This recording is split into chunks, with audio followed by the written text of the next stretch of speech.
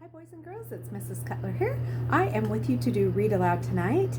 I am excited. We're going to read 2 chapters tonight. We're reading Among the Imposters, and chapters 17 and 18 are both pretty short, so we're going to read both of them tonight. Here we go. Promptly at 2 o'clock, Luke eased the door open. Oh, wait a minute. I think this is the wrong chapter. Wrong chapter. This is chapter 16. Here we go. Sorry. Luke went back to school early that afternoon. What good would it do to stay in his garden? He'd only make himself more miserable. It wasn't worth trying to clean up, to replant. Whoever did this would only come back and destroy his garden again. Washing his face in the creek before leaving, Luke tortured himself with questions. Who had done this? Who were the vandals? The criminals? Luke couldn't even come up with such a harsh word to describe them. Then he thought of the insults that had been hurled at him for the past month. Yes, the guilty ones were fawnrels, ex-nays, leckers. Luke wiped his face off on his sleeve, and it left a streak of mud. Who cared? He circled around the creek wide so he didn't have to see his poor butchered garden again. He didn't even bother running across the expanse of the lawn back to the school. He trudged. At the door, his brain woke again. He couldn't go back in now in the middle of class. He'd be noticed wandering the halls alone. How many people had yelled at him that first day with Raleigh? Luke looked at his watch and he puzzled out the time. It was only 1:30. It probably would be another half an hour before the classes let out, and Luke could slip into the stream of the other boys walking between classrooms. Luke leaned hopelessly against the rough brick wall beside the doorway. He almost welcomed the pain it brought, scraping his arm, pressing into his forehead. Maybe he should run back to the woods, where he could hide better, be safer. But he didn't care. He'd given up his name, his family, and everything for safety. Right now, it didn't look like such a great deal. Anyway, the woods didn't seem the least bit inviting anymore. They weren't his. They never had been. Standing stoically before a closed door, Luke suddenly understood the clues he'd been too dense, or blind, or hopeful to notice before. Of course, some of the other boys visited the woods. That's why the hall monitor had been so panicked the first night when he saw Luke near the door. The monitor wasn't guarding the hall. He was guarding the door. Some boys had been planning to sneak out that night, and the monitor was making sure it was safe. Probably they sneaked out in the woods all the time. Luke could imagine how they'd acted discovering the garden. Hey, look! He could hear one of the boys calling to another, let's rip it up.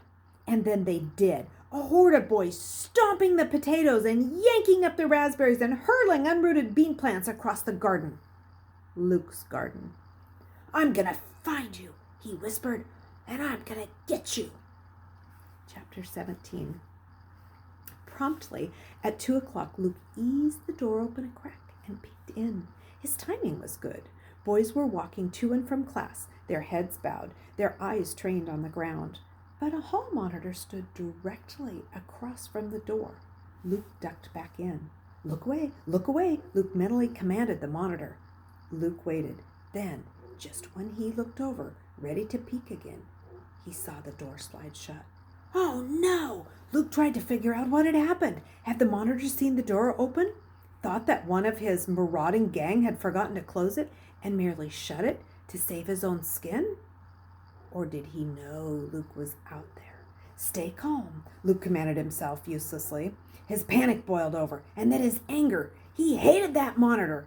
He was probably one of the boys who trampled Luke's garden. Luke could have looked for another door. He could have waited another hour in hopes that a different hall monitor would be manning the spot and not paying as much attention. He could have even gone back to the woods and waited for his usual time to come back, but he didn't. He grabbed the doorknob and yanked. As the door swung open, Luke saw that the hall monitor wasn't looking directly at the door just then. If Luke was sneaky enough, he could slip in without drawing attention to himself. But Luke let the door slam behind him. A cluster of boys, with their eyes trained on the ground, were jolted by the noise and even looked up briefly. Some of them started running, as panicked as if someone had fired a gun. Other boys didn't even glance Luke's way. The hall monitor jerked his head around immediately. Luke quickly joined the slow-moving group of boys with their heads down. But just before he lowered his own head, Luke caught the hall monitor's stare. Their eyes locked for just an instant. Luke waited for the monitor to grab him by the collar, to yell, to haul him off to the headmaster's office. Luke could feel his shoulder hunching into a cower. Nothing happened. Luke shuffled forward with the other boys, and he dared to look up again. The hall monitor was carefully looking past Luke. He knows I was outside, Luke thought, and he knows I know. Why isn't he doing anything? It was like a chess game, Luke realized. He remembered one winter when Matthew and Mark had brought home a chess set from school.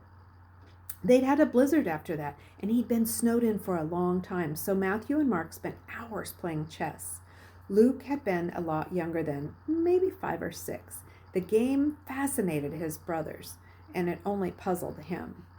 Why don't all the pieces move the same way? He'd ask, picking up the horse-shaped piece. Why can't this one go in a straight line like the castle? Because it can't, Matthew had replied irritably, while Mark squealed, Put that down! You're messing up our game! Now Luke almost trod on another boy's heel.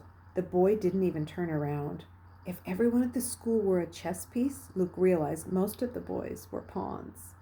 The hall monitors and the other ones Luke thought of as stairs were the big, important pieces, the bishops and the king. Luke remembered that Matthew and Mark treasured those pieces, sacrificing pawns and knights and castles to protect them. But Luke hadn't understood why. And he didn't understand the hall monitors now. But he knew how to find out about him. Chapter 18. All right, chapter 18 is fairly short too, but we're going to save that for tomorrow. Remember, tomorrow is our class meeting, and I will see you at 9 o'clock in the morning. Have a good evening. Bye.